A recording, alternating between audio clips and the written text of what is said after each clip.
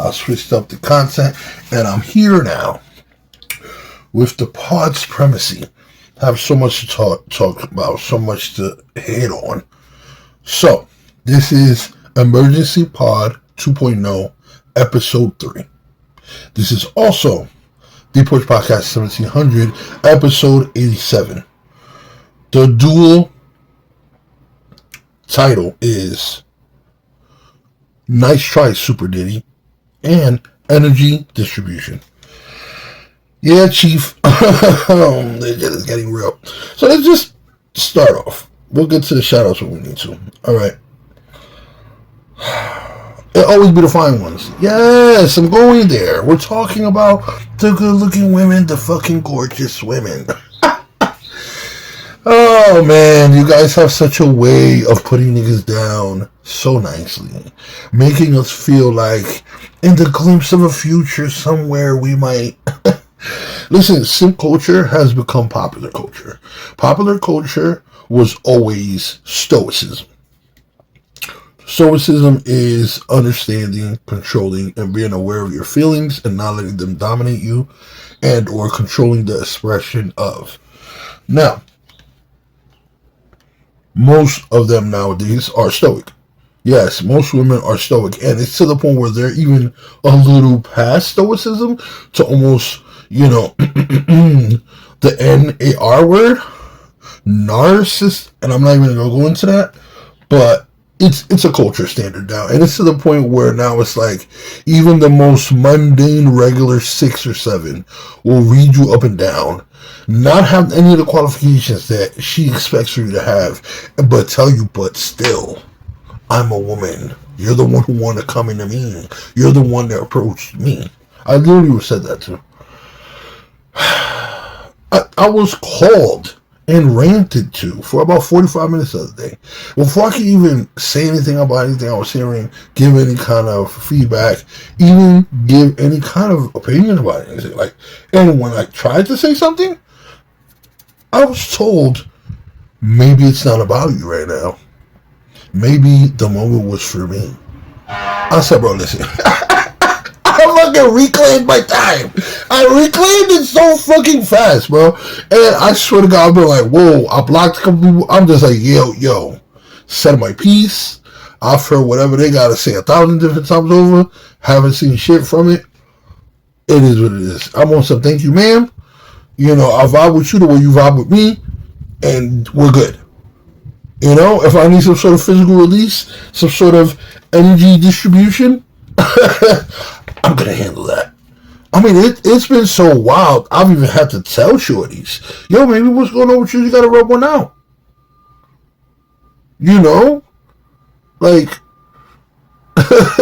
Maybe you just need to, expend a little energy. Take a couple of showers. Read a book or two.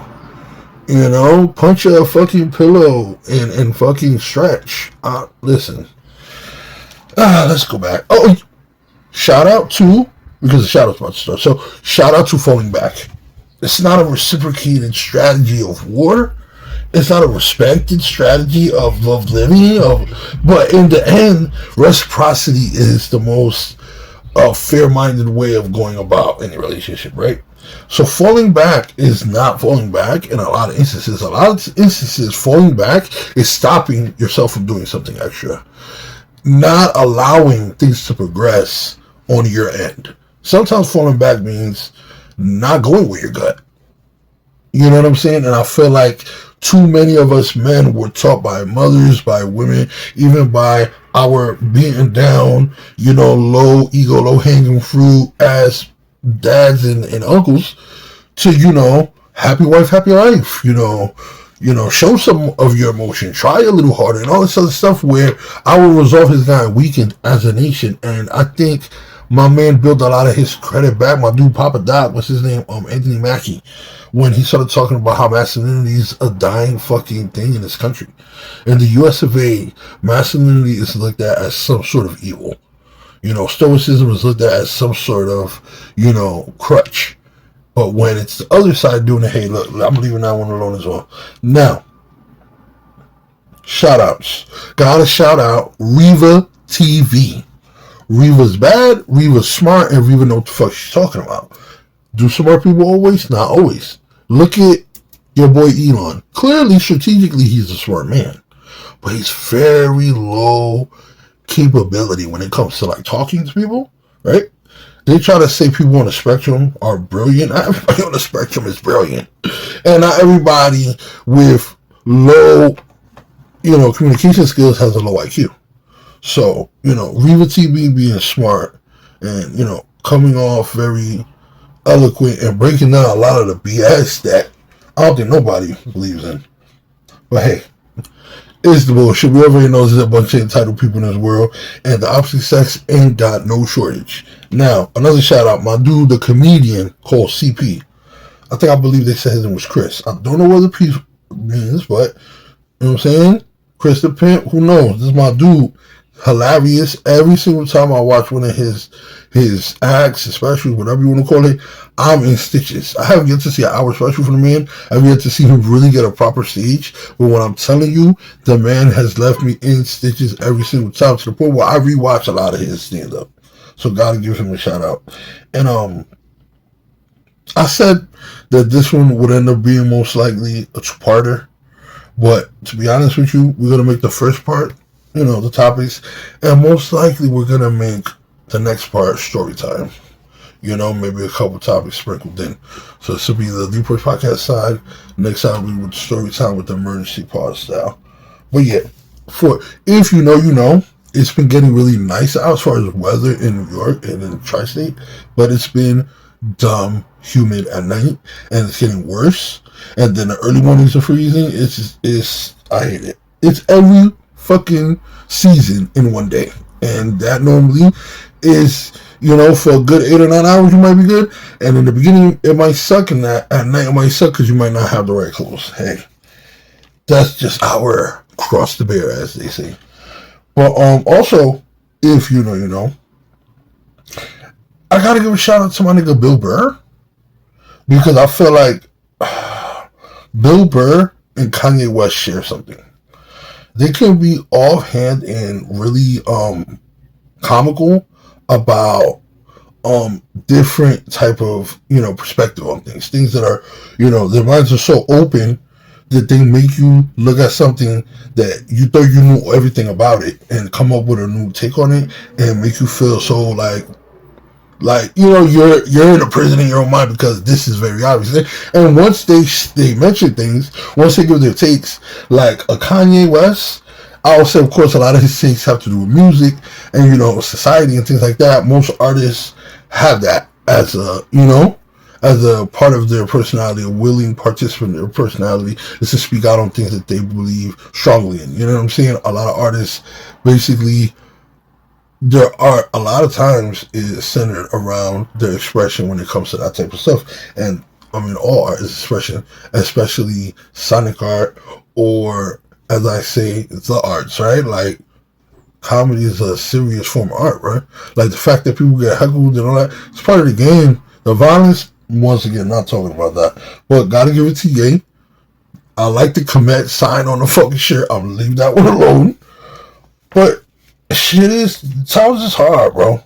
Somebody tell Monique to shut the fuck up, please. Somebody tell her that don't nobody give a fuck what Sydney gotta say about anything. And if she don't stop hounding and harassing these fucking black men in power, I get it, speaking truth to power, but she's making her whole brand a whiner and a complainer. And every time she whines and complains, she said, and my husband agrees with me. Like, bro, every conversation, everything you need to speak on, every take that you have to bring up your husband. Like, defining yourself as a wife, I love it. Speaking on yourself always in the context of me and my husband is a little irritating. Because if you have a take on something, just because you spoke to somebody about it, don't mean you gotta mention them in the conversation. Listen, I was talking to somebody recently. They said something about something real confidently. They were talking about themselves. And it was out of nowhere.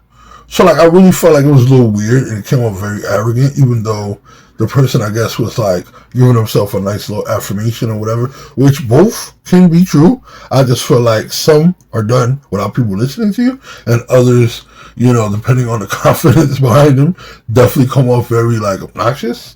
And, like, in a lot of ways, like, a little silly to say, right?